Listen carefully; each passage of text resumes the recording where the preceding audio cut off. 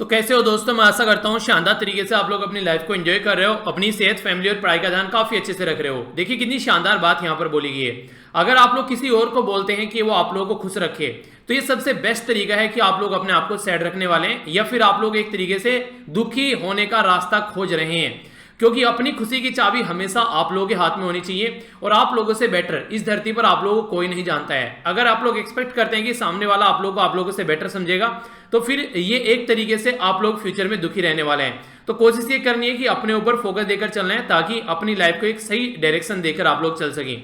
तो यही बेसिकली यहाँ पर बताने की कोशिश की गई है। अगर बात करें कोविड 19 के केसेस के बारे में, तो कोविड 19 के जो केसेस हैं ऑल ओवर वर्ल्ड में यहाँ पर 2,53,82,774 केस यहाँ पर देखने को मिल रहे हैं। 8,50,503 लोगों की जान जा चुकी है। ये वो खुशनसीब लोग हैं जो यहाँ से रिकवर हो चुके हैं। 1,77,04,833 लोग। हमारी कंट्री ने रिकॉर्ड तोड़ दिया। यहाँ पर कल जो हमारी कंट्री में केस आए वे 79,000 के करीब आप लोगों को केस देखने को मिले। तो एक तरीके से काफी बड़ा आंकड़ा आप लोग ये बोल सकते हैं जो हमारी कंट्री में यहाँ पर देखने को मिला। टॉप पर यूएसए, दूसरे नंबर पर ब्राजील और तीसरे नंबर पर इंडिया आप लोगों को देखने को मिल रहा है। जिस तरीके से हमारी कंट्री में केस आ रहे हैं, जल्दी हम लोग ब्राजील को रिप्लेस करके सेकंड प्लेस पर आने वाले हैं ऑल ओवर वर्ल्ड में कोविड 19 के केसेस को ध्यान में रखते हुए। अच्छी खबर यह भी है कि यहाँ पर 60,000 लोग जो है वो रिकवर हो पाए। बाकी जो लोगों की जान गई है वो है 960। तो ये डेटा है जिसके बारे में आप लोग आइडिया रखिए और अपने आप को सेफ रखिए, जो भी आसपास में आप लोगों की सिचुएशन चल रही है उसको ध्यान में रखते हुए। देख लेते हैं कौन से आर्टिकल आज हम लोग को डिस्कस करने हैं। काफी इंपॉर्टेंट और काफी इंटरेस्टिंग आर्टिकल है आज यहाँ पर। सबसे इंपॉर्टेंट आर्टिकल आप लोगों को यहाँ पर देखने को मिलेगा। हमारी कंट्री में बोला जा रहा है कि शेड्यूल कास्ट और शेड्यूल ट्राइब के अंदर भी जिस तरीके से ओबीसी है, उसी तरीके से हम लोग यहाँ पर क्रीमी लेयर का कॉन्सेप्ट लाना चाहिए। तो इसी के बारे में डिस्कस यहाँ पर किया जा रहा है। तो इंपॉर्टेंट आर्टिकल है, थोड़ा सा कॉन्स्टिट्यूशन एंगल भी आप लोगों को बताकर चलूंगा, तो डिटेल में डिस्कस करेंगे। बहुत प्यारा आर्टिकल, इसको भी आप लोग बोल सकते हैं। Ease of doing business ranking के बारे में बात कर रहा है कि ease of doing business ranking जो है आज के दिन में हमारी कंट्री में कैसी देखने को मिल रही है। क्या ये रैंकिंग जिस तरीके से तैयार की जाती है वो सही है, या फिर इस पर कोई क्वेश्चन मार्क लगता है।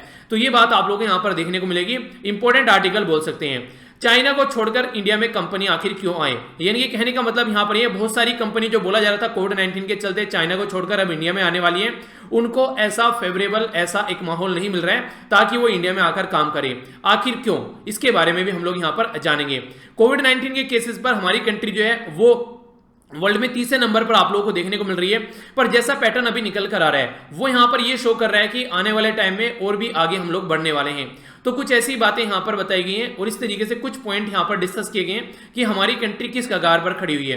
तो कुछ इंपॉर्टेंट पॉइंट है, एक दो उनको जान लेंगे हम लोग दोनों आर्टिकल को एक साथ में। हालांकि ज्यादा इंपॉर्टेंट पॉइंट आप लोग इस आर्टिकल में नहीं बोल सकते। ओके, बाकी यहां पर जो ये वाला आर्टिकल है, ये मंडे को एडिटर को जो भी लेटर लिखते हैं ये उनको रिप्लाई करते हैं, तो ये हमारे लिए इंपॉर्टेंट नहीं होता है। ये वाला जो आर्टिकल है ये काफी इंटरेस्टिंग है। यहाँ पर इसको मैं आप लोगों को वैसे ही बताता हूं कि क्या क्या बातें इसमें बोली गई है। आज की डेट में अगर आप लोग कोई भी न्यूज चैनल खोल के देखेंगे ना, तो वहां पर मुद्दों की बात आप लोगों को नजर नहीं आएगी। इसी के बारे में यहां पर बात की जा रही है। हमारी कंट्री में जो इकोनॉमी है वो स्लो डाउन चल रही है। इंप्लॉयमेंट जो है वो काफी लो लेवल पर चल रहा है, यानी कि लोगों के हाथ में जॉब नहीं है। बहुत सारे बच्चे ऐसे हैं जो आज के दिन में प्रोटेस्ट कर रहे हैं अपने एग्जाम को लेकर। तो ये सारी चीजें जो हैं कोई भी मीडिया हाउस कवर नहीं कर रहा है। सारे मीडिया हाउस क्या कवर कर रहे हैं? सारे मीडिया हाउस कवर कर रहे हैं सुशांत सिंह राजपूत। सुशांत सिंह राजपूत का जो केस है, सारे मीडिया हाउस अलग अलग तरीके से नमक मिर्च लगाकर उस पर्टिकुलर केस के आगे पीछे घूम रहे हैं। और यहां पर दो तरीके से इस कैटेगरी में इसको डिवाइड किया गया है। पहली कैटेगरी वो है जो कि अपने किसी एक जो उनका संवाददाता रहता है उसको कहीं भेजते हैं, किसी से बात कराते हैं या फिर उससे बातें करते हैं डायरेक्ट, और वो मीडिया में दिखाने की कोशिश करते हैं। तो पूरे दिन वही चलता रहता है। देखिए सुशांत सिंह राजपूत के हत्यारों का पता चलने वाला है, देखिए सुशांत सिंह राजपूत की बॉडी पर ये निशान मिले हैं, देखिए सुशांत सिंह राजपूत के जो घर वालों ने ये बोल दिया है, देखिए सुशांत सिंह राजपूत के जो यार दोस्त थे उसने ये बोला है।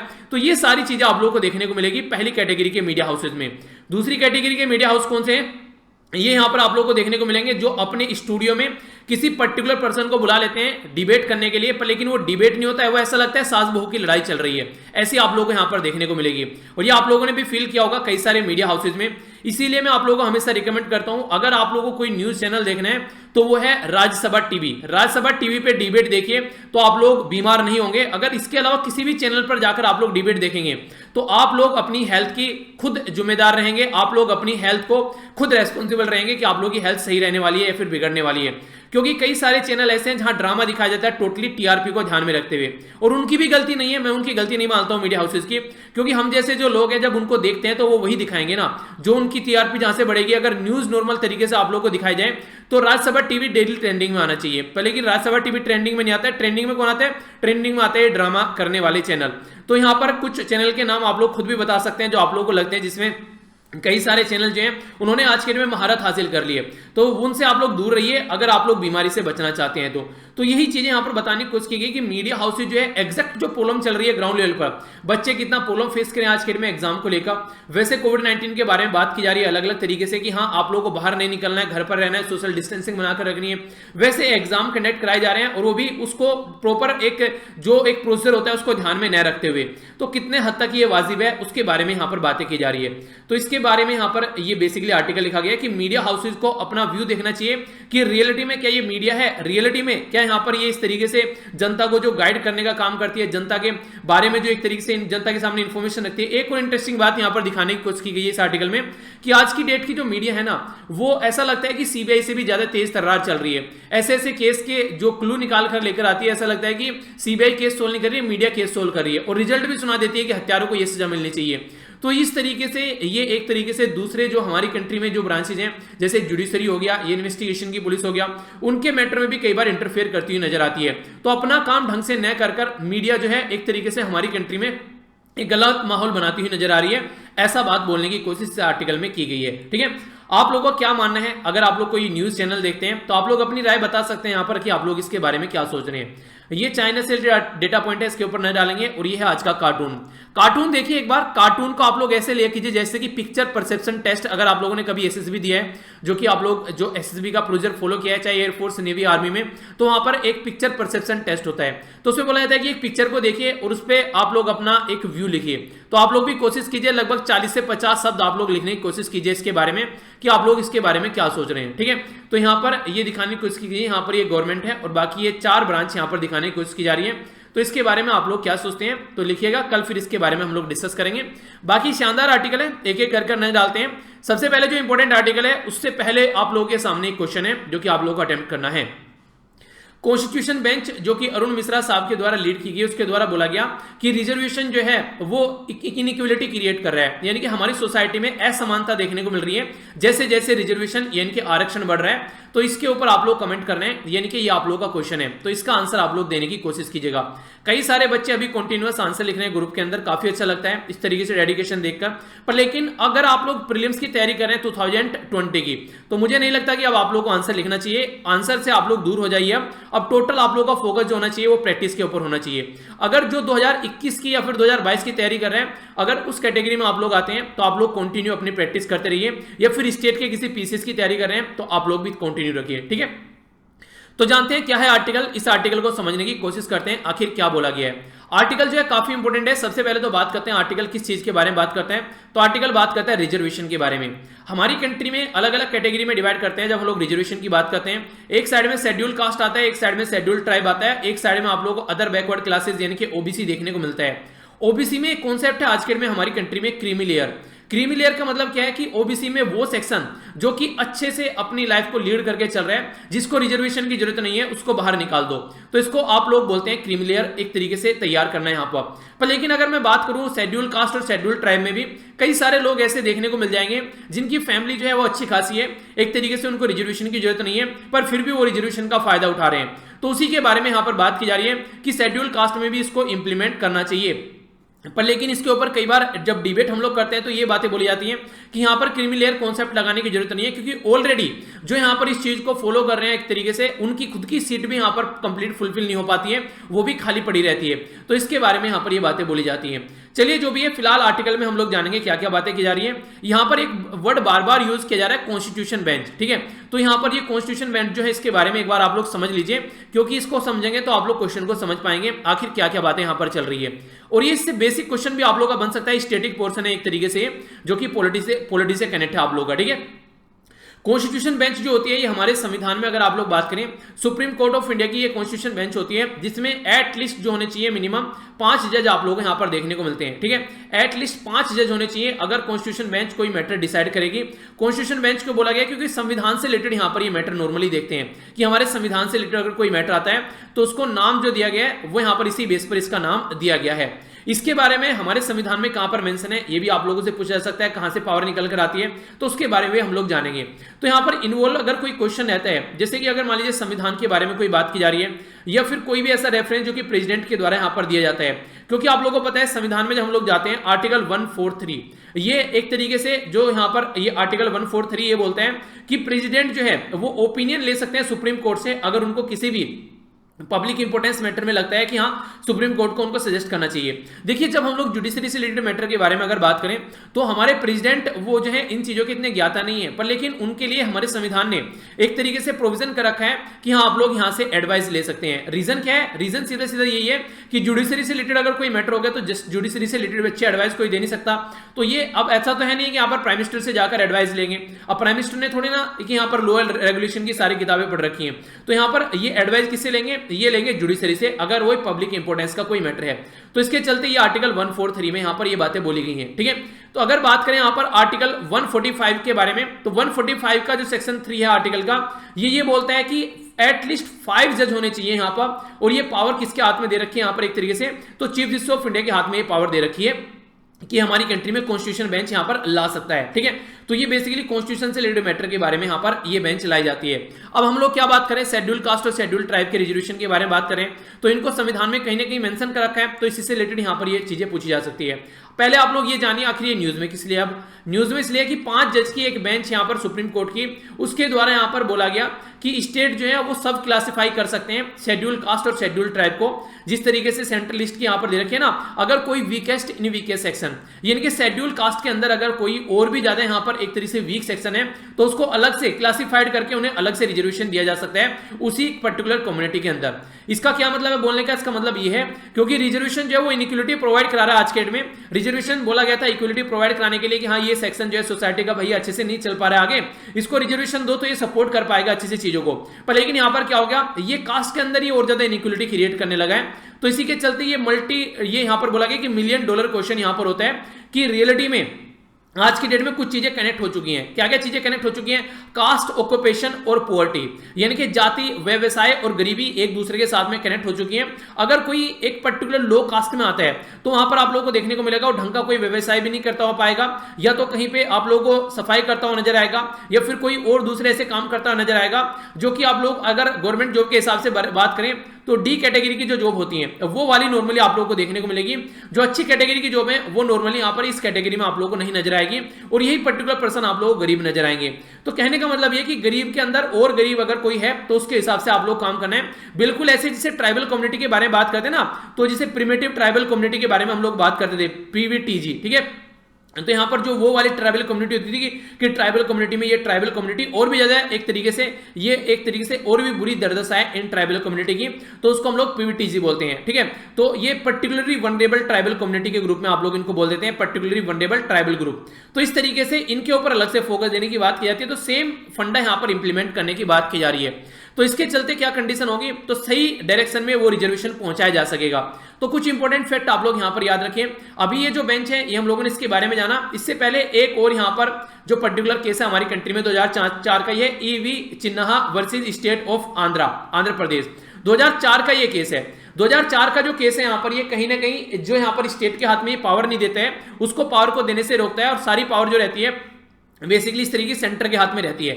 इसके बाद में 2018 में जो इंट्रोड्यूस किया गया आर्टिकल 342A, ठीक है, 342A, मैंने आप लोगों को बताया था जब पॉलिटी आप लोगों को पढ़ाई थी उस टाइम पर भी कि अगर किसी भी आर्टिकल के सामने कैपिटल में कोई ऐसा ABCD लिखा रहा है तो इसका मतलब ये है कि अमेंडमेंट करके संविधान में संशोधन करके इसको ऐड किया गया है, ठीक है। तो ये अंडर इसके प्रेसिडेंट जो है नोटिफाई करेगा कंसल्ट करके स्टेट के साथ में जो बैकवर्ड क्लासेस होती है उसमें, ठीक है। इसी के साथ में 2 इंपॉर्टेंट आर्टिकल आप लोग याद रखिएगा हमारे संविधान के बारे में, जो कि क्वेश्चन पूछा जा सकता है। शेड्यूल कास्ट के बारे में आर्टिकल 341 में लिखा हुआ है, और शेड्यूल ट्राइब के बारे में 342 में लिखा हुआ है। तो पार्लियामेंट इंक्लूड कर सकती है और एक्सक्लूड कर सकती है इस लिस्ट में से, ये पावर पार्लियामेंट के हाथ में यहां पर दे रखी है कंप्लीटली। तो ये चीजें आप लोगों को यहां पर देखने को मिल रही है अब तक। तो अभी जो कंडीशन जो निकल कर आ रही है वो क्या है, अब यहां पर देखिए इससे क्या होगा अगर हम लोग इसके इंप्लीमेंट करते हैं, जो फिलहाल अभी डिसीजन आया है, इफेक्ट क्या होगा इसका? इफेक्ट ये होगा कि आप लोग जो बैकवर्ड क्लास के अंदर भी मोर बैकवर्ड है उनको आप लोग अलग निकाल पाएंगे और उनको यहां पर सपोर्ट प्रोवाइड करा पाएंगे। तो इसे ये देखने को मिलेगा कि वो कम्युनिटी जो आज के में ढंग से चीजों को फॉलो नहीं कर रही है उनको चीजें ढंग से मिल पाएगी। तो पहले वाला जो डिसीजन था 2004 का, एक तो हम लोगों ने वो देखा, एक अभी ये 2020 में है, एक हम लोगों ने डिसीजन देखा। तो दोनों में 5 जज की बेंच थी, तो 5-5 जज की बेंच थी, दोनों ने अलग अलग डिसीजन सुनाया। एक ने बोला कि स्टेट के हाथ में पावर दो ताकि उसको डिवाइड कर सके, पहले ने बोला ऐसा नहीं करना है। तो इस तरीके से क्या हो गया, अब यहां पर दोनों के डिसीजन जो है वो अपोज में आ गए। तो अब एक नई बेंच बनाई जाएगी, 7 जज की बेंच। 7 जज की बेंच क्यों बनाई जाएगी, आखिर ऐसा ओड नंबर क्यों रखा जाता है। मान लीजिए कल को डिसीजन यहां पर आना है सुप्रीम कोर्ट का, 5 जज है, ठीक है। तो अब ऐसा हो सकता है यहां पर एक साइड में एक जज हो, एक साइड में आप लोगों को 3 जज देखने को मिल जाए, ठीक है। ऐसा देखने को मिल सकता है एक साइड में एक जज हो, एक साइड में 4 जज हो जाए। तो इससे क्या होगा, डिसीजन आ पाएगा मेजोरिटी का। अगर 6 जज होते, पता चला 3 एक साइड हो गए, 3 एक साइड हो गए, तो डिसीजन नहीं आएगा। इसीलिए ओड नंबर रखा जाता है, 5 रखा जाता है, 7 रखा जाता है, 9 रखा जाता है, 11 रखा जाता है। तो ओड नंबर रखे जाते हैं ताकि बेंच का डिसीजन आए तो वो प्रॉपर एक डिसीजन हो सके कि हाँ इसने बेंच ने ये डिसीजन दिया है। तो ये काफी इंपॉर्टेंट है। इसी के साथ में बात करें यहाँ पर, अब जजमेंट जो है रिकंसिडर करना पड़ेगा, और ये एक तरह से राज्य के लिए एक रिलीफ भी है। यहाँ पर कई सारे राज्य क्या चाहते हैं, वो अपने अंदर जो कम्युनिटी है राज्य के अंदर उनको ढंग से रिजर्वेशन प्रोवाइड कराना चाहते हैं। तो ये अब देखने वाली बात है कि कैसे यहाँ पर इसको प्रोवाइड करा पाते हैं। तो इससे यहाँ पर क्या होगा, एससी कम्युनिटी के अंदर प्रॉपर और ज्यादा डिवाइड चीजों को किया जा सकेगा। जैसे पंजाब स्टेट गवर्नमेंट के द्वारा यहाँ पर बात की जा रही है, जो वाल्मीकिज हैं और इसी के साथ में मजहबी जो सिख्स हैं उनके बारे में बात की जा रही है। बोला गया था कि यहाँ पर पंजाब ने इनको रिजर्वेशन देने की बात की, अलग से प्रेफरेंस देने की बात की गई, पर हाई कोर्ट के द्वारा इसको बोला गया, ये केस 2004 का केस था एवी चिन्हा, ठीक है। तो इस वाले केस का हवाला देते हुए बोला कि आप लोग ऐसा नहीं कर सकते, ठीक है। तो अब यहां पर क्या होगा, अब अगर मान लीजिए 7 जज की बेंच इस पर्टिकुलर मैटर को सुनती है तो पंजाब यहां पर ये डिसीजन ले पाएगा। तो इससे ये होगा कि पंजाब जो चीजों को इंप्लीमेंट किया जाएगा। तो जो रिसेंटली अभी जजमेंट आप लोगों को देखने को मिल रहे हैं, ये क्रीमी लेयर का कॉन्सेप्ट लेकर आने वाला है, एक तरीके से बोला जाए शेड्यूल कास्ट और शेड्यूल ट्राइब के अंदर भी, कि जो एक तरीके से संपूर्ण सेक्शन है उसको यहां से बाहर निकाला जा सके और बेटर तरीके से यहां पर जो कम्युनिटी है उसको, खासकर जो देखिए एक अच्छा खासा स्टेटस है सोसाइटी का। उदाहरण दूंगा इसका, पर थोड़ा सा आप लोग इसको गलत तरीके से मत लीजिएगा, बस आप लोग को समझाने के लिए, किसी को आहत करने के लिए ये उदाहरण बिल्कुल नहीं है। यहां पर आप लोग ये बात सुनिए, यहां पर आप लोग बात करें टीना डाबी, तो यूपीएससी टॉपर, फर्स्ट रैंक थी इनकी। तो इनकी प्रीलिम्स जो है वो जनरल कैटेगरी में प्रीलिम्स को ये क्वालिफाई नहीं कर पाई थी। वैसे इनके द्वारा क्या किया गया, वैसे इनके द्वारा यूपीएससी को टॉप कर दिया गया। आप लोग ये सोचिए, अगर ये जनरल कैटेगरी में होती तो प्रीलिम्स ही नहीं प्रीलिम्स ही यहां पर एक तरह से क्वालिफाई नहीं होता, तो फिर यहां पर यूपीएससी टॉपर इनकी जगह कोई और होता। तो कहने का मतलब क्या है कि इनको यहां पर ये अपॉर्चुनिटी मिली इस पर्टिकुलर कैटेगरी के अंदर, तो इसलिए यहां पर ये इस तरीके से अपना आगे की जर्नी तैयार कर पाई, वरना प्रीलिम्स ही क्लियर नहीं हो पाता जनरल कैटेगरी में, इनके अप टू द मार्क्स नहीं थे। इस तरीके से आप लोग ये सोचिए, इनकी जो पेरेंट्स हैं वो गजेटेड ऑफिसर हैं, इनकी फैमिली जो है कंडीशन वो काफी अच्छी है। तो इस तरीके से अगर इनके ऊपर इंप्लीमेंट किया जाएगा तो ये एक तरीके से एक तरीके से कहते हैं कि एक अच्छा सेक्शन सोसाइटी का, जो कि एक पढ़ा लिखा सेक्शन और ठीक ठाक जब गजेटेड ऑफिसर घर में है, तो इसका मतलब ये हो गया कि रिजर्वेशन की जरूरत क्या रियलिटी में है इनकी फैमिली को। तो मुझे तो नहीं लगता है कि रिजर्वेशन यहाँ पर इस तरीके से मिलना चाहिए। अब यहाँ पर ये नहीं बोल रहा हूँ मैं पर्टिकुलर एससी या फिर एसटी को एक तरीके से काउंट कर रहा हूँ, हर एक सेक्शन में इंप्लीमेंट होना चाहिए ऐसे कि हर एक सेक्शन में कुछ ऐसे होते हैं अच्छी खासी फैमिली होती है, कम से कम उनको रिजर्वेशन में से आप लोग निकाल दीजिए। अगर ये यहां पर न होती तो इनकी जगह कोई और ऐसा सेक्शन, खासकर जिसके मां बाप हो सकता है गजेटेड ऑफिसर न हो, कोई रिक्शे वाला का बच्चा हो, तो उसका प्रीलिम्स क्लियर होता, हो सकता है कि उसका सिलेक्शन वहां पर होता। तो इस तरीके से फायदा किसी और को मिलता है यहां पर, ना कि इनको मिलता अगर ये वाला इंप्लीमेंट यहां पर किया था। फिर से बोल रहा हूं, किसी को मन दुखाने का कोई बिल्कुल मेरा यहां पर ऐसा मोटिव नहीं है, बस केस है सामने, तो इसलिए यहां पर अच्छे से आप लोग ताकि समझ पाएं कि मैं बोलना क्या चाह रहा हूं, वो समझाने की कोशिश कर रहा हूं। तो अपनी भावनाओं में बहकर नीचे उल्टी सीधे कमेंट न करें, पता चला कि आप लोग लग रहे हैं सर एससी के बारे में ये बोल दिया, एसटी के बारे में ये बोल दिया, तो वो बिल्कुल पर्पज नहीं है मेरा। मैं बस आप लोगों को पर्टिकुलरली आर्टिकल समझाने की कोशिश कर रहा हूं, तो वो समझिए आप लोग मैं बोलना क्या चाह रहा हूं, ठीक है। बाकी सब अपनी जगह है, जो करेगा कोर्ट करेगा, जो करेगा संविधान के हिसाब से होगा। मैं इसमें बोलने वाला कोई नहीं हूं, मैं बस आप लोगों को यहां पर एक तरीके से डिक्टेट करने वाला हूं कि यहां चीजें बोली क्या चाह रहे हैं राइटर, वो समझाने की कोशिश कर रहा हूं, ठीक है। तो यही बात यहां पर बोलेगी कि जो एक्स्ट्रा सेक्शन है, मान लीजिए अब आज के दिन में ओबीसी के बारे में बात करें, एक पापा आईपीएस ऑफिसर है, मम्मी जो है वो आईएएस ऑफिसर है, और भी फैमिली में अच्छी चीजें और वो रिजर्वेशन ले रहे हैं, तो क्या रियलिटी में उनको रिजर्वेशन मिलना चाहिए, या फिर एक रिक्शे वाला का बेटा या फिर कोई झुग्गी झोपड़ी में रहने वाले लोग उनको रिजर्वेशन मिलना चाहिए? तो वो बातें यहां पर अब अच्छे से इंप्लीमेंट हो पाएगी। तो मार्जिनलाइज जो सेक्शन है, खासकर अमंग दलित्स भी, उनको अच्छे से यहां पर रिप्रेजेंटेशन मिल पाएगी जिसको जरूरत है, और रिजर्वेशन बनाया भी इसीलिए गया था। तो ये यहां पर समझाने की कोशिश की गई है, ठीक है। तो एक अच्छा आर्टिकल आप लोग यहां पर इसको बोल सकते हैं। तो इसका क्वेश्चन का आंसर अब आप लोग देने की कोशिश कीजिएगा, ठीक है। आइए अब आगे बढ़ता हूं। नेक्स्ट जो आर्टिकल है ये भी काफी इंटरेस्टिंग आर्टिकल है, और थोड़ा सा ध्यान से सुनिएगा, कई सारी ऐसी चीजें आप लोगों से यहां पर कवर करके चलूंगा, डिस्कस करके, जो कि आप लोगों से प्रीलिम्स, मेंस में और इवन इंटरव्यू में भी क्वेश्चन आप लोगों से पूछे जा सकते हैं, ठीक है। तो थोड़ा सा ध्यान से सुनिएगा। सबसे पहले हम लोग बात करते हैं ease of doing business ranking के बारे में। Ease of doing business ranking जो है वो तैयार की जाती है किसके द्वारा? इंपॉर्टेंट क्वेश्चन बनता है, पास में पूछे जा चुके हैं, ये तैयार की जाती है वर्ल्ड बैंक के द्वारा, ठीक है।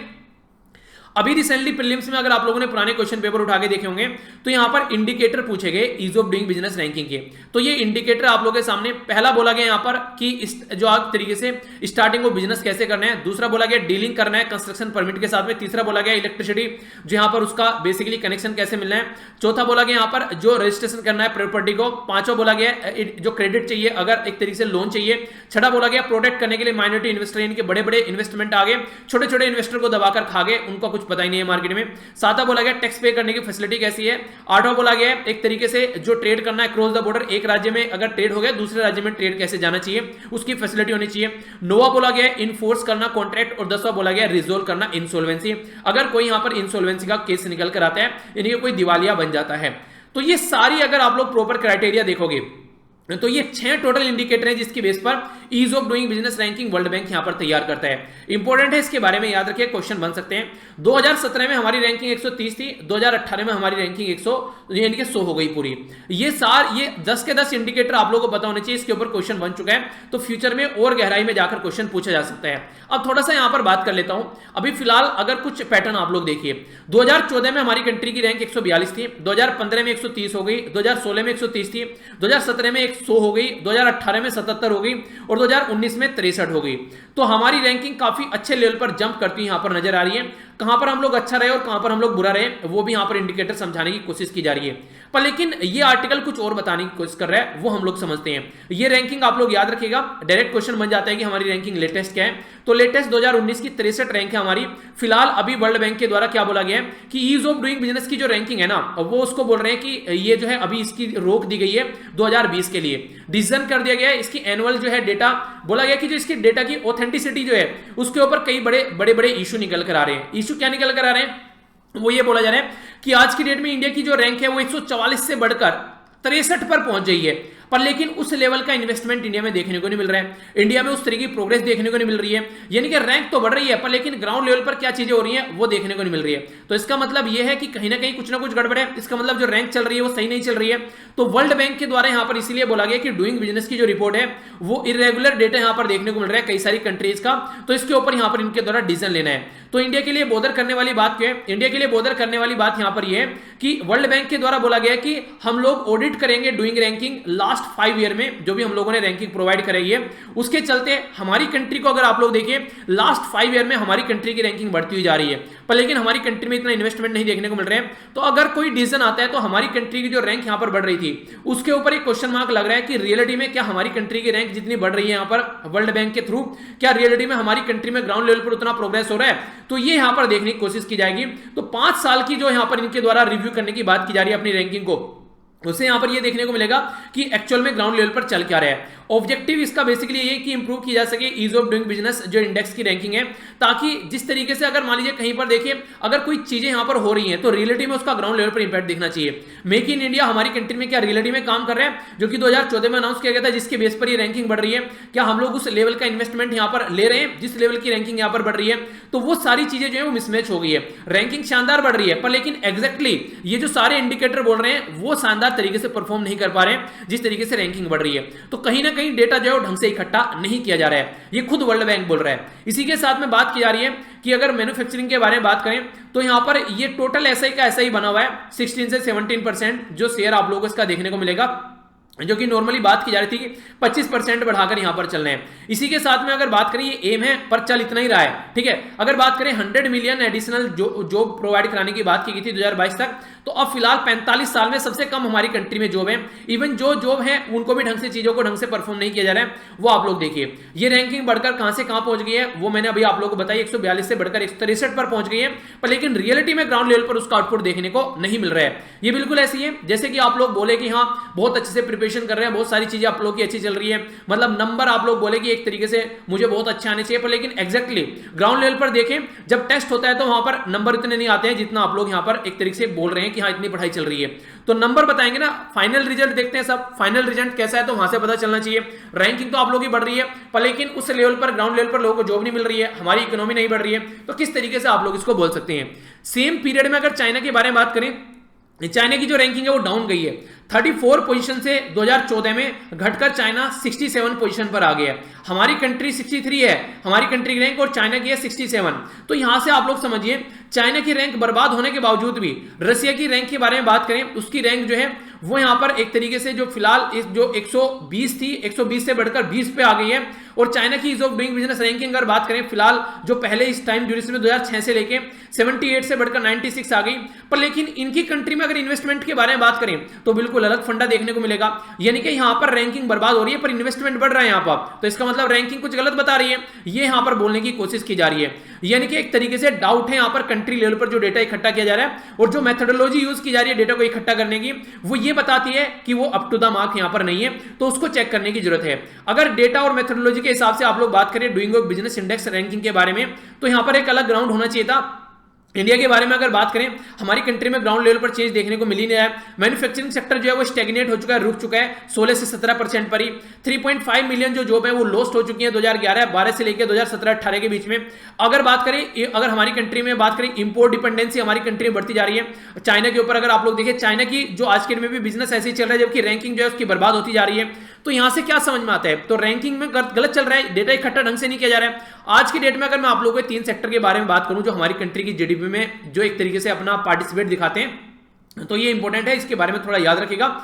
आज के में सर्विस सेक्टर सबसे ज्यादा पे करता है हमारी कंट्री की जीडीपी में, इंडस्ट्री दूसरे नंबर पर और एग्रीकल्चर तीसरे नंबर पर। तो ये बेसिकली दिखाने की कोशिश यहां पर की जा रही है। तो यहां से ये समझ में आता है कि हमारी कंट्री में अगर आज के डेट में आप लोग देखिएगा तो ये पर्टिकुलरली ऐसे ही चलता हुआ आ रहा है काफी लंबे समय से, अभी भी इसमें कोई ज्यादा सुधार नहीं आया है। एनुअल जीडीपी रेट के बारे में बात करें तो मैन्युफैक्चरिंग जो है वो घटकर 13.1 2015-16 से 0 तक भी पहुंचा है। कई बार यहां पर कंडीशन ये देखने को मिल रही है 2019 में यहां पर जो नेशनल अकाउंटिंग स्टैटिस्टिक्स के हिसाब से आप लोग बात करते हैं, यानी कि एक तरीके से मैन्युफैक्चरिंग बेस्ड में जो ग्रोथ है वो 0 हो चुकी है। ग्रोथ का मतलब होता है मान लीजिए आज के दिन में आप लोगों के 15 नंबर आ रहे हैं, ठीक है, तो 10 साल बाद भी आप लोग के 15 ही नंबर आ रहे हैं। इसका मतलब ये ग्रोथ कुछ नहीं हुआ, इसका मतलब नहीं कि नंबर 0 आ रहे हैं, नहीं, ग्रोथ नहीं हो रही है, नंबर वो के वही है, ठीक है, कहने का मतलब ये है। रसिया जो है वो हेड है चाइना और ब्राजील और इंडिया के, but without becoming in magnet of investment flow, पर फिर भी उसके अंदर इन्वेस्टमेंट फ्लो नहीं आ रहा है। चाइना के अंदर इन्वेस्टमेंट फ्लो अच्छा खासा आ रहा है जबकि उसका जो एक तरीके से रैंकिंग जो है वो अच्छी नहीं है। चाइना के अंदर अच्छा खासा इन्वेस्टमेंट फ्लो आ रहा है। तो यहां से पता चलता है कि एक तरीके से जो यहां पर एक तरीके से बोलते हैं डीजूरे होता है स्टैट्यूट, यानी कि जो बुक में लिखा हुआ है। जैसे आप लोग बोलते हैं जो हमारी कंट्री के जो प्रेसिडेंट है वो एक तरीके से बुकिश लीडर है, यानी कि संविधान में लिखा हुआ है कि वो हमारी कंट्री के लीडर है, सारा काम हमारी कंट्री में प्रेसिडेंट के नाम पर किया जाता है। पर लेकिन जो डी फैक्टो है रियलिटी में लीडर कौन है, वो है प्राइम मिनिस्टर। तो ये बात समझने की कोशिश कीजिएगा।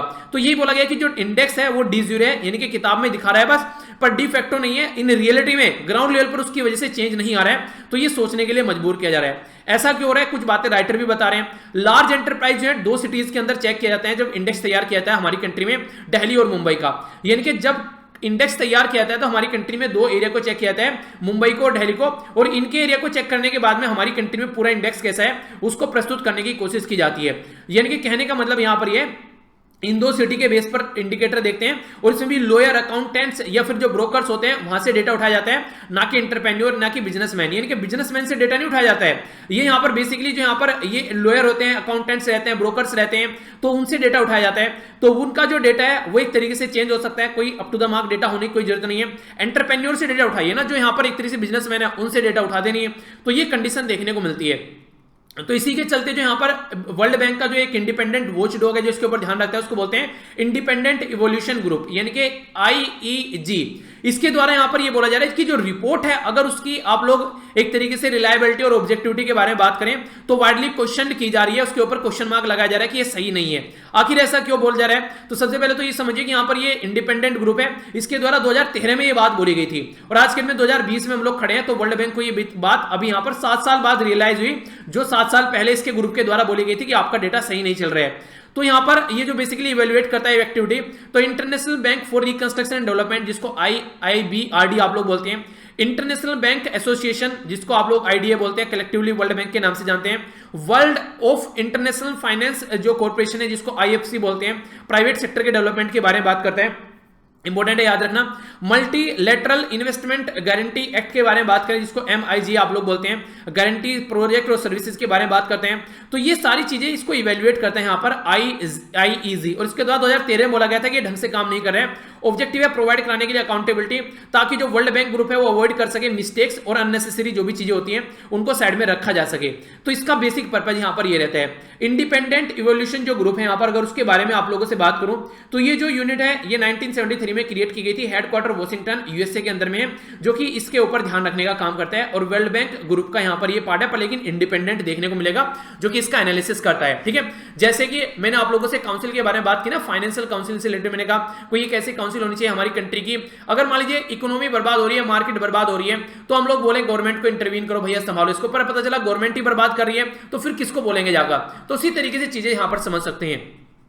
बात करें अगर क्वांटिटेटिव इंडेक्स के बारे में, तो यहां पर डिसएडवांटेज ऑफ द वर्कर्स के बारे में अगर आप लोग यहां पर बात करते हैं तो यहां पर ये क्या बोलने की कोशिश की जा रही है, अगर यहां पर आप लोग इंडेक्स को क्वांटिटी के पॉइंट ऑफ से बढ़ाने की कोशिश करते हैं तो जो वर्कर्स हैं यहां पर उसके अंदर उनकी सेफ्टी के बारे में, उनके रहने का, उनका फैक्ट्री में काम करने की चीजें वो सारी कॉम्प्रोमाइज कर दी जाती है, क्योंकि ईज ऑफ डूइंग बिजनेस बढ़ाना है। तो इसका मतलब है कि वर्कर जो है हमारी कंट्री में वो काफी कम एक तरीके से कॉस्ट आती है वर्कर की, कम कॉस्ट लाने के लिए उनकी कंडीशन, उनकी दयनीय हालत की जाएगी, तो वर्कर काफी प्रॉब्लम फेस करेंगे। इसी के साथ में जो टाइम है सिंस 2015 से गवर्नमेंट के द्वारा यहां पर पॉलिटिकल और एडमिनिस्ट्रेटिव यहां पर इंप्रूवमेंट करने की कोशिश की गई, ग्लोबल रैंकिंग को इंप्रूव करने की, इंप्रेसिव बनाने की, पर रियलिटी में वो चीजें देखने को नहीं मिल रही है। अगर हम लोग देखें ग्राउंड लेवल पर तो रैंकिंग इनहेंस करने में फेल हो गई हमारी कंट्री में, कि हमारी कंट्री में कोई इन्वेस्टमेंट आए, ठीक है, आउटपुट ग्रोथ हमारी बढ़े। ऐसा तो नहीं है कि हमारी रैंकिंग बढ़ गई तो हमारी कंट्री में अब हम लोग एक्सपोर्ट काफी करने लगे, तो वो भी चीजें आप लोगों को देखने को मिल रही है। तो ये सारी चीजें बता रही है कि कहीं ना कहीं कुछ ना कुछ चीजें मिस चल रही हैं। आखिर क्या है ऐसी चीजें, तो सबसे पहले यहां पर बोलने की कोशिश करें, कुछ क्वेश्चन पूछे जा रहे हैं यहां पर एक तरीके से,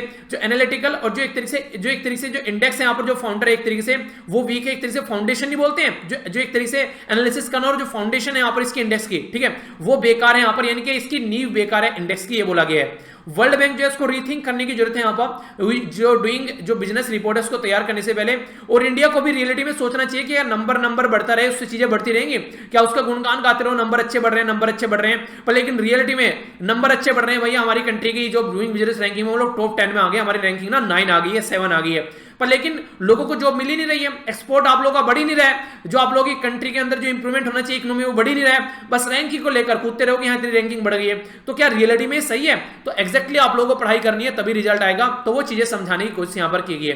तो एक अच्छा आर्टिकल था, प्रीलिम्स, मेंस और इंटरव्यू के पॉइंट ऑफ से भी यहाँ पर क्वेश्चन बन सकते हैं, तो इस तरीके का आर्टिकल आप लोगों को थोड़ा सा ध्यान देकर सुनने चाहिए। ठीक है, आगे चलता हूं नेक्स्ट आर्टिकल की ओर। नेक्स्ट आर्टिकल जो यहां पर बात कर रहे हैं चाइना के बारे में बात कर रहे हैं और इंडिया के बारे में बात कर रहे हैं। आज की डेट में आप लोगों को पता है कोविड-19 के चलते कई सारी कंट्री के द्वारा यह बोला गया कि आज की डेट में जो चाइना है उसके अंदर से कंपनी निकलकर इंडिया के अंदर आने की बात कर रही है, पर लेकिन क्या रियलिटी में ऐसा लग रहा है कि हमारी कंट्री में चीजें आ रही हैं? यूएसए की बहुत सारी कंपनी के द्वारा स्टार्टिंग में बोला गया कि भैया हम लोग ऐसा करने वाले हैं कि इन्वेस्टमेंट जो डेस्टिनेशन के लिए वो इंडिया के अंदर जाने वाले हैं, पर लेकिन अगर आप लोग बात करें जो इनके द्वारा यहाँ पर जो बेसिकली एक एनालिसिस किया गया उसमें ये देखने को मिला कि कंपनी जो है कुछ कंपनी को छोड़कर वो चाइना को छोड़ने के लिए अभी कुछ टाइम के लिए तैयार नहीं है, क्योंकि उनका बेस वहां पर बना हुआ है, सही से उनको एक माहौल वहां पर बन रहा है। हमारी कंट्री में अप टू द मार्क वो स्टैंडर्ड नहीं है जो उनको चाइना में मिल रहा है, तो इसलिए वो उसको छोड़ने के लिए तैयार नहीं है। आज के डेट में भी चाइना को उसका फायदा मिल रहा है, चाइना की डोमेस्टिक मार्केट जो है आज के डेट में भी उसको काफी फायदा उठा पा रही है। अगर बात करें हम लोग दिल्ली के बारे में, तो यहां पर एप्पल लाने में हम लोग सक्सेसफुल हो रहे हैं कि एप्पल के सप्लायर हमारी कंट्री में आ रहे हैं, पर लेकिन दूसरी कंपनी को हम लोग कन्विंस नहीं कर पा रहे हैं ढंग से कि हाँ ऐसा कुछ चल रहा है, इंडिया के अंदर काफी कुछ चेंज हो रहा है। तो ये यहां पर सोचने के लिए मजबूर कर रहे हैं कि हमारी कंट्री में जो एक तरीके से इंडस्ट्रियल बेस है और जो एक्सपर्टीज है वो अप टू द मार्क नहीं है जैसी चाइना के अंदर में है। तो इस तरीके से एक कॉम्पिटिशन जो है उसके ध्यान में रखते हुए कंपनी आने से पहले सोच रही है क्या अच्छा है और क्या बुरा है वो समझिए आप लोग। पहले यहाँ पर जो गुड पॉइंट्स और बैड पॉइंट्स में पहले स्ट्रॉन्ग पॉइंट देखते हैं। स्ट्रॉन्ग पॉइंट ये है कि इंडिया एक डेमोक्रेटिक कंट्री है, चाइना में डेमोक्रेसी नहीं है, कहने के लिए डेमोक्रेसी है, एग्जैक्टली डेमोक्रेसी नहीं है, एक ही पार्टी का रूल रहता है, उसी में से लोग चुनकर आते हैं बार बार। हमारी कंट्री में अलग अलग पार्टी है, कभी कांग्रेस कभी बीजेपी और कभी कोई और भी अगर हो सके फ्यूचर में, तो वो कंडीशन आप लोगों को देखने को मिलेगी। ठीक है, अगर बात करूं आगे यहां पर बात की जा रही है कि इंडियन गवर्नमेंट के बारे में, जो हैकर्स हमारी कंट्री में आप लोगों को फॉरेन कंपनी को परेशान करते हुए नहीं नजर आते हैं, जबकि चाइना में बड़ी फ्रीक्वेंटली आप लोगों को देखने को मिलते हैं। ओपन और वाइब्रेंट प्रेस है हमारी कंट्री में, जो मीडिया हाउसेज है हमारी कंट्री में कुछ भी लिख सकती है मीडिया, अगर चाहे तो एक तरीके से कितने भी क्रिटिसिज्म कर सकती है गवर्नमेंट का, सुप्रीम कोर्ट तक का भी यहाँ पर लेकिन एक्जैक्टली ऐसा कुछ भी चाइना में नहीं हो सकता है। चाइना में इंडिपेंडेंट नहीं है यहाँ पर जो प्रेस के बारे में बात करें, और ना ही इंडिपेंडेंट जुडिशरी है चाइना के अंदर में, जिस तरीके से हमारी कंट्री में इंडिपेंडेंट जुडिशरी है। इसी के साथ में डेमोक्रेटिक जो गवर्नमेंट्स है वो भी एक तरीके से दूसरे एडवांटेज जो देखने को मिलेंगे वो भी यहां पर चाइना के अंदर आप लोगों को नजर नहीं आएंगे।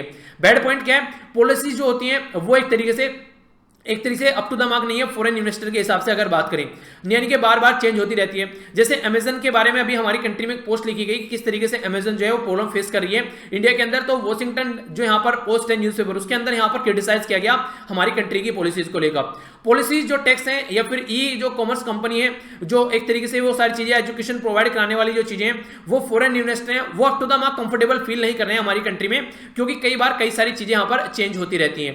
चाइना एक अच्छा स्कोर यहाँ पर रहता है, कंटिन्यूसली ऑफर करता रहता है कई सारी एडवांटेज, जैसे कि मैन्युफैक्चरिंग इंफ्रास्ट्रक्चर स्किल लेवल वहां पर काफी अच्छा है, ठीक है। इस तरीके से यहाँ पर कंप्लीटली चीजों को सपोर्ट किया जाता है। स्पेशलाइज इंडस्ट्रियल जोन है चाइना के अंदर, जो कि एक तरीके से एक जगह इकट्ठे रहते हैं सारी चीजें, रिसर्च डेवलपमेंट और यूनिवर्सिटी चाइना के अंदर अप टू द मार्क है। हमारी कंट्री में ये सारी चीजें आप लोगों को देखने को नहीं मिलेगी। फोकस स्टेट पर होना चाहिए। हम लोग क्या करना चाहिए, जो इंडियन स्टेट जो काफी अच्छा परफॉर्म कर रहे हैं उनके ऊपर फोकस देकर चल सकते हैं। हम लोग इंडस्ट्रियल नए सेंटर डेवलप कर सकते हैं अगर हम लोग चाहते हैं, ठीक है। कंट्री के अंदर जैसे साउथ ईस्ट एशिया में भी हम लोग सप्लाई चेन को अच्छे से बना सकते हैं। यानी कि एक तरीके से आप लोग ये देखिए से प्रीलिम्स आ रहा है आप लोगों के सामने, तो कैसे कौन से ऐसे एरिया जो आप लोग स्ट्रॉन्ग है उसको आप लोग और अच्छे से स्ट्रॉन्ग कर सकते हैं, और जो वीक एरिया उसके ऊपर थोड़ा सा काम कर सकते हैं ताकि वो इंप्रूव हो जाए और अप टू द मार्क आ जाए। तो ये चीजें आप लोग यहाँ पर बेसिकली समझनी है। इंडिया को जो ग्रेट स्टेप उठाने पड़ेंगे, रिड्यूस करना पड़ेगा जो आज के डेट में सेंटर के थ्रू जो अप्रूवल है हमारी कंट्री में सारा काम सेंटर नहीं करेगा। इंट्रा मिनिस्ट्री कोऑर्डिनेशन अच्छा होना चाहिए जो कि नॉर्मली नहीं देखने को मिलता है, तो वो हम लोग को इंप्रूव करना पड़ेगा। तभी यहाँ पर चीजें ऐसा है कि एक मिनिस्ट्री से निकल के दूसरी में पड़ी हुई है पेंडिंग में, वो क्लियर ही नहीं हो रही है, तो भी चीजें अंडरस्टैंड करनी पड़ेगी। इसी के साथ में हाई लेवल जो ऑफिशियल है, जो बॉडी है प्राइम मिनिस्टर ऑफिस के अंदर, यहां पर उनके चलते कोऑर्डिनेट होना चाहिए, इंश्योर करना चाहिए इकोनॉमिक पॉलिसी में कि जल्दी से चेंज ना आए, वो कंसिस्टेंस रहे, चाहे गवर्नमेंट क्यों ना चेंज होती रहे। गवर्नमेंट के चेंज होते ही सारी पॉलिसी चेंज हो जाती है। अगर कोई कंट्री इन्वेस्टमेंट करने के लिए आ रही है, एप्पल ऐसा थोड़ी ना कि अभी फिलहाल 5 साल के लिए इन्वेस्टमेंट करेगी, आगे नहीं आएगी वो इन्वेस्टमेंट करने के लिए, तो उसको भी कंफर्टेबल फील कराना है। तो इस तरीके से फॉरेन डायरेक्ट इन्वेस्टमेंट जो गोल आप लोगों को रखना है उसमें ये चीजें फोकस देकर चलनी है। इसी के साथ में नेक्स्ट जो बात करें, क्रूशियल रोल प्ले किया जाता है इंडियन फॉरेन जो इन्वेस्टमेंट आउटलुक है उसके ऊपर फोकस देना है। ट्रांसपेरेंट और प्रेडिक्टेबल होनी चाहिए चीजें, यानी कि वेग तरीके से चल रही है, कुछ कंपनी को फायदा हो रहा है कुछ को नहीं हो रहा है। अभी यहां पर चाइना की कंपनी सारी हमारी कंट्री से निकाल दी गई, तो उस तरीके से समझने की कोशिश करनी चाहिए कि क्या रियलिटी में क्या वही कंपनी प्राइवेसी के इश्यू को हनन कर रही है, दूसरी कंपनी कोई नहीं कर रही है। तो इस तरीके से उससे इंडिपेंडेंट चीजें होनी चाहिए कि इंडिया के रिलेशन किसी कंट्री के साथ में कैसे हैं, उसका इन कंपनी के ऊपर कम इंपैक्ट पड़ना चाहिए, वरना कंपनी क्यों आएगी इंडिया में इन्वेस्टमेंट करने। तो वो भी यहां पर बोलने की कोशिश की जा रही है। कंसल्टेशन यहां पर बढ़ना चाहिए। फॉरेन पॉलिसीज जो एक तरीके से फॉरेन जो एक तरीके से पोटेंशियल है जो फॉरेन कंपनीज का, उसको हम लोग तभी एंजॉय कर सकते हैं जब हमारी कंट्री की जो इकोनॉमिक पॉलिसी है वो एक नए तरीके से इंट्रोड्यूस की जाए, हमारी कंट्री में एक अच्छा माहौल बनाया जाए। ये बातें यहां पर समझाई गई है इस आर्टिकल में, ठीक है। आप लोग क्या सोचते हैं, सही है या फिर गलत है, आप लोग अपनी राय बता सकते हैं। नेक्स्ट आर्टिकल एक छोटा सा आर्टिकल है, कुछ बातें आप लोगों को बेसिकली यहां पर बताना चाहता हूं। चाइना और नेपाल की साइड से हमारी कंट्री में नेशनल सिक्योरिटी काफी खतरे पड़ रही है बॉर्डर इश्यू को ध्यान में रखते हुए। कोविड-19 ने इकोनॉमी को बर्बाद कर दिया है, वो आप लोग देख ही रहे हैं। बहुत सारे जो माइग्रेंट वर्कर हैं एक जगह से दूसरी जगह पर गए, दुनियादारी उनकी खराब हो गई। एक तरीके से अनप्रेडिक्टेबल लॉकडाउन लगा दिया गया और बोला गया कि चीजों को सुधारने के लिए लगाया गया, और हम लोग तीसरे नंबर पर सबसे ज्यादा कोविड-19 के केसेस के साथ में कंट्री हमारी बढ़ रही है। तो जो गवर्नमेंट की पॉलिसीज रही और भी कई सारे एरिया रहे जिसकी वजह से यहाँ पर ये कंडीशन देखने को मिल रही है, तो चीजें अप टू द मार्क चलकर नहीं आई। ग्राउंड रिपोर्ट पर आज की डेट में भी जो पॉपुलरिटी है हमारी कंट्री के प्राइम मिनिस्टर की, वो कई सारी जो मीडिया हाउसेज हैं वो ये बोलते हैं कि सबसे ज्यादा पॉपुलर लीडर कौन है, वो है प्राइम मिनिस्टर जी, ठीक है। तो यहां पर इसी के चलते जो ये पॉलिटिकल पजल यहां पर बन गई है, यानी कि जो मीडिया हाउसेज हैं आखिर वो क्या दिखाने की कोशिश कर रहे हैं। राइटर यहां पर ये नहीं समझ रहे हैं कि आज की डेट में हमारी कंट्री में कोई भी चीज सही से नहीं चल रही है। अगर देखा जाए, जैसे मैंने अभी बताया, इकोनॉमी बिल्कुल बर्बाद चल रही है, इंप्लॉयमेंट बिल्कुल है ही नहीं है, एग्जाम के पॉइंट ऑफ से जो बच्चे हैं वो बिल्कुल एक तरीके से प्रॉब्लम फेस कर रहे हैं, तो फिर भी यहां पर बोल रहे हैं कि पॉपुलरिटी यहां पर प्राइम मिनिस्टर की यहां पर काफी ज्यादा चल रही है। तो ये बातें यहां पर किस तरीके से आप लोग बोल रहे हैं, और जिस पॉपुलैरिटी की यहाँ पर ये बात कर रहे हैं, अभी यहाँ पर मीडिया हाउसेज जिस पॉपुलैरिटी को जिस तरीके से दिखा रहे हैं उनका एक अलग तरीका है दिखाने का, पर रियलिटी में अभी प्राइम मिनिस्टर मोदी जी की यहाँ पर जो अगस्त के महीने की जो मन की बात है उसके बारे में आप लोग देखिए। यहाँ पर ये जो है 23 जो के है यहाँ पर लाइक हैं और 2,13,000 के करीब यहाँ पर डिसलाइक है। तो यहां से पता चलता है कि रियलिटी में जो जनता है वो क्या दिखना चाह रही है, क्या उसको देखने को मिल रहा है। पर लेकिन मीडिया हाउसेज जो हैं वो एक अलग तरीका माहौल बनाने की कोशिश करते हैं। तो मीडिया हाउसेज को रियलिटी दिखानी चाहिए, ग्राउंड लेवल पर क्या चल रहा है, उनको जनता को गुमराह नहीं करना चाहिए, एग्जैक्टली जो चल रहा है वो बताना चाहिए उनको। बेसिकली मीडिया हाउसेज का जो पैटर्न होना चाहिए वो ये होना चाहिए कि उनको किसी से इन्फ्लुएंस नहीं होना चाहिए। आज के दिन में क्या होता है, मीडिया हाउसेज गवर्नमेंट से डरता है, ऐसा होता है नॉर्मली गवर्नमेंट को मीडिया हाउसेज से डरना चाहिए। तो इसलिए यहां पर वो चीजें आप लोगों को यहां पर समझनी होनी चाहिए। तभी हमारे संविधान में जो आर्टिकल 19 है जो फ्रीडम ऑफ प्रेस के बारे में बात करता है, तो तभी उसका कोई मतलब है, तभी फंडामेंटल राइट लोग इसको एंजॉय कर पाएंगे। पर लेकिन ऐसा रियलिटी में नहीं देखने को मिल रहा है, जो कि सोचने के लिए यहां पर मजबूर करता है, ठीक है। तो ये था टोटल आज का डिस्कशन। आई होप कि आप लोगों ने इसको अच्छे से एंजॉय किया होगा। अगर लेक्चर पसंद आता है तो ही आप लोगों को लाइक करना है, पसंद नहीं आता तो डिसलाइक करके जाएगा, पर लेकिन कमेंट बॉक्स में जरूर बताना डिसलाइक क्यों किया, ताकि उसको इंप्रूव कर सके। मेरे साथ में आप लोग कनेक्ट रह सकते हैं, यहाँ पर ये सारे सोशल मीडिया हैंडल हैं जो आप लोग कनेक्ट रह सकते हैं। और कल से आप लोगों को टाइम के अंदर और भी कई सारी चीजों के अंदर चेंज देखने को मिलेगा, जो कि मैंने आप लोगों से प्रॉमिस किया था। ठीक है, तो कल मॉर्निंग में मिलिए, कल उसमें कई सारे चेंज आप लोगों को देखने को मिलेंगे टाइम शेड्यूल के हिसाब से भी। कई सारे सेशन आप लोगों के द्वारा दिए गए वो पढ़ रहा था। आज भी अगर सेशन कोई आप लोग देना चाहते हैं तो आज शाम तक भी आप लोग सेशन दे सकते हैं। बाकी कल से चीजों को इंप्लीमेंट किया जाएगा। ठीक है, तो मिलता हूं नेक्स्ट लेक्चर में। चीजों को तभी शेयर कीजिए अगर पसंद आती है, नहीं पसंद आती है तो डिसलाइक कर जाइए। ओके, तो बड़ों को नमस्ते, छोटों को प्यार, छोटी सी लाइफ एंजॉय करा सारी। और हाँ, सारी पीडीएफ यहाँ पे प्रोवाइड करा दी गई है, डाउनलोड कर लीजिएगा। ठीक है, thanks a lot for listening. जय हिंद।